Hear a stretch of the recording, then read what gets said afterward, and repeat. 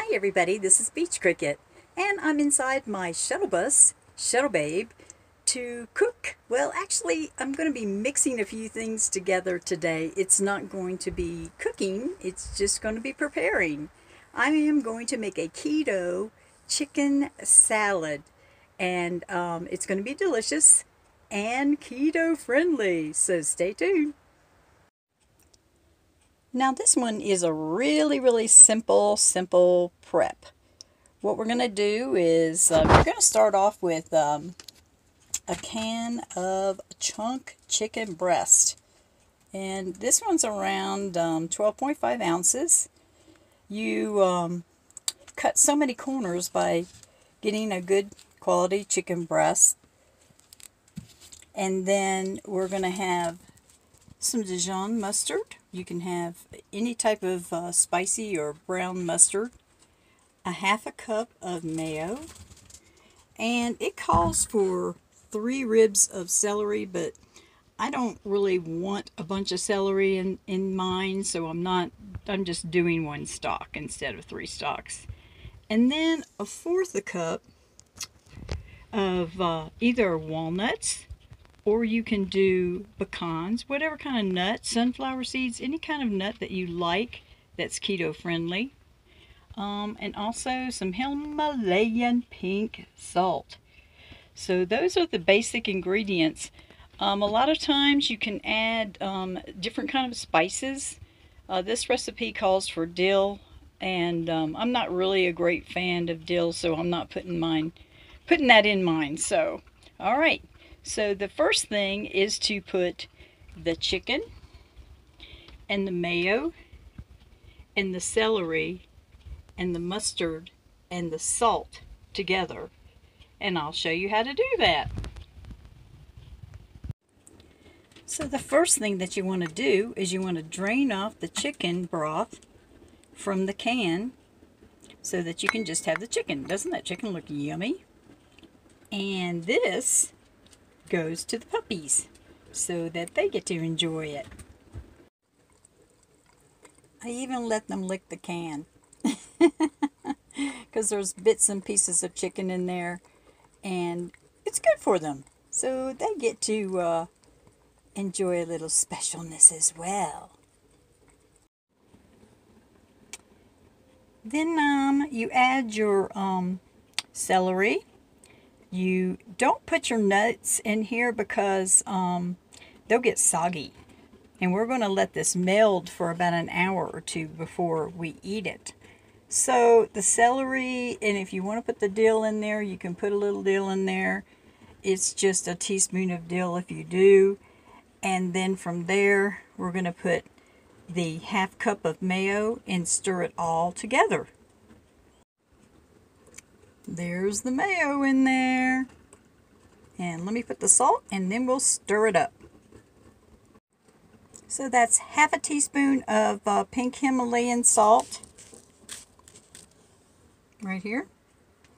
And then the mustard. I forgot to put the mustard in there. And that's 2 tablespoons of brown mustard, spicy mustard, any kind of mustard that you like.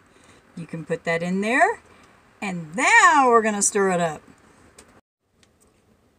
Okay, well, this is how it mixed up, and to me that's a little bit too gooey. I like mine more chickeny chunky, so I'm going to add another can in here and make it more chicken and less sauce. I think that'll be more to my liking. So you can make your decision if you want it like this with the sauce a little bit more runnier, or if you would like it more chunky by adding more chicken. So I'm adding another 12.5 can of chicken into this. Now that's how I like my chicken salad. Thick and chunky. You can see some of the celery in there. I added 2 more tablespoons of the Dijon mustard, and it's just the right consistency that I like a chicken salad at. And there's no rhyme or reason. Some people like even with tuna fish salad, some people like it runny, and some people like it chunky. It's just a matter of preference on what you like. And I prefer it like at this texture. This is kind of like balanced as far as the sauce of the mayonnaise and the Dijon mustard. And so I added extra salt. And because of this, I'm going to be adding more of the walnuts to it too. And I think it'll just be perfect then. But this has to go in the refrigerator for 1 to 2 hours. It chills really well and the flavors meld together, and so it makes it really a beautiful, tasty, flavor for you. And what we're going to do when we take it out, we're going to put the walnuts in there so that they do not get soggy. You put the walnuts in prior to being serving your meal so that it will not be soggy, because if you've ever put nuts in there and let it sit, you know what I'm talking about. It absorbs the moisture from whatever you're putting them in the dish, and it's just not a good taste.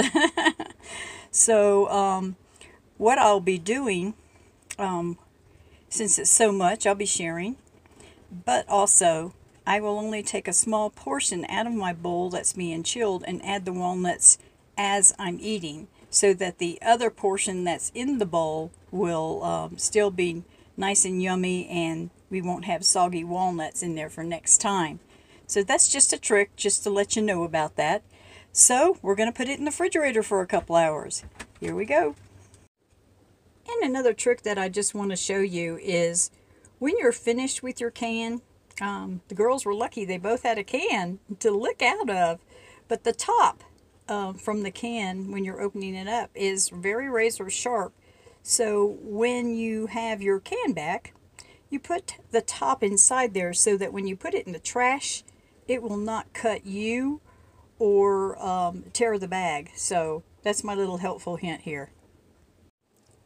And so what I do is I cover my bowl. I just usually grab a sandwich baggie and just place it on top of it, squish it down, and that way it will be covered and hopefully not absorb any flavors from your refrigerator.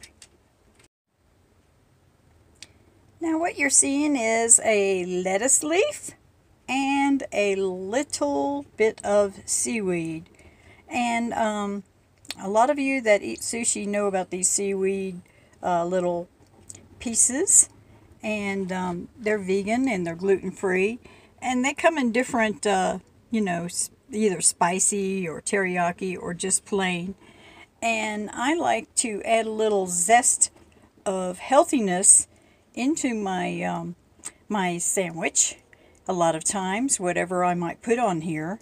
And so I'll place a little bit of seaweed on there and roll it up. So this is how I'm going to eat my wonderful keto chicken salad. So I'm going to dollop it on there and I'm going to roll it up and enjoy it. But I thought I'd share that with you.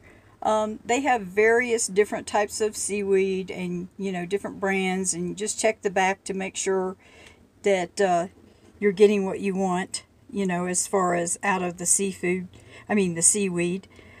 because a lot of people are watching their salt intake, and these tend to sometimes have a little bit more salt than a lot of people want.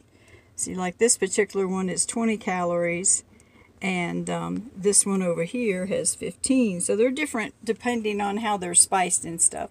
But I thought I'd share that with you if you'd never thought about doing that.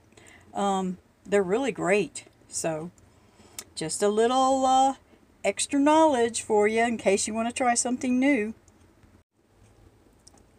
And this is one of my favorite leaves to enjoy. I like them when they're really washed well, ready to to go into whatever you want to eat and prepare. And of course, it shows you can do it in a salad, on a burger, or as a wrap. So that's one of my favorites. Okay, so I just scoop a big dollop of chicken salad out and add some nuts on there, mix it all up, and then it's going to go on the wrap. So there you have it, And you can add, I know there's going to be some people asking, can I add onions in here? Of course you can. You can add anything you feel like you would like to meld with this wonderful chicken salad. And then you just, actually just, there you go. You just wrap it and then you're going to pick it up and you're going to eat it. So there you go. I hope that you will try it. It's really keto friendly, yummy, good meal. So hey, go keto! So I hope you enjoyed that recipe for the keto chicken salad. And we'll be making more keto dishes. I'm thinking of something with pumpkin since it's coming into the season. So wake up and live. Have your adventures. Enjoy your life because it's yours. And get out there and cook some keto so that you'll be sugar-free and carb-free and a little bit healthier, okay? All right, share some goodies with some friends. I'm sure they'll appreciate it. I always feel great when I do. It's fun sharing. Anyway, Nomad Life rocks. Get out there. See you guys in the next video. Bye.